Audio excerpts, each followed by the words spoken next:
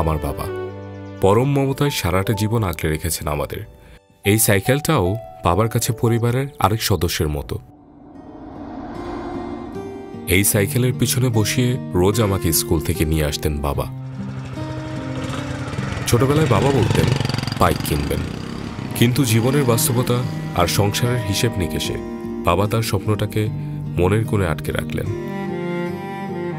তখন বুঝিনি, কিন্তু আজ বুঝি সেই বাইকটা শুধু একটা বাহন ছিল না, ছিল বাবার নিজের একটুখানি মুক্তি।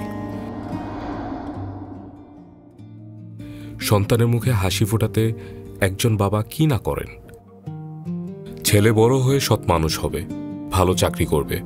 আমাকে নিয়ে স্বপ্ন পূরণ করতে গিয়ে নিজের স্বাদ ও স্বপ্নকে বিলিয়ে দিয়েছিল বাবা। আজ আমার বাবার স্বপ্নটা সত্যি করার সময়, তাই আজকে বাবাকে দিচ্ছি সময়ের সঙ্গে মানানসই এক উপহার।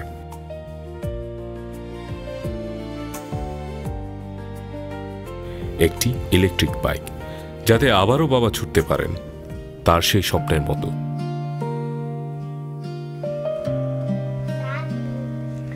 দাদু ভাই, কি রে, কিছু বলবি? আরে কাজ আছে, চলো তো।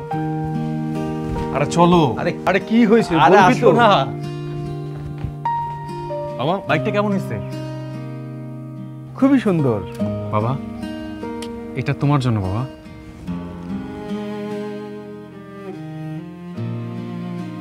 কখনো কখনো একটা স্বপ্ন পূরণ মানে শুধু আনন্দ নয়, এর ভেতর লুকিয়ে থাকে ভালোবাসা, গর্ব আর চোখ ভেজানো শান্তি।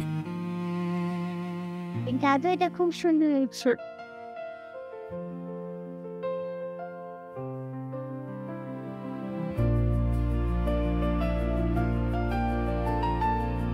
সময় বদলেছে, পৃথিবী এগিয়েছে, কিন্তু বাবার ভালোবাসা, তার নীরব স্বপ্নগুলো এখনো ঠিক আগের মতোই আছে।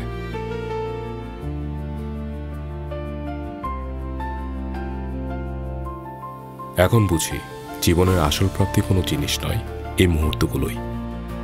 স্বপ্ন কখনো মরে না, শুধু অপেক্ষা করে সঠিক সময়ের।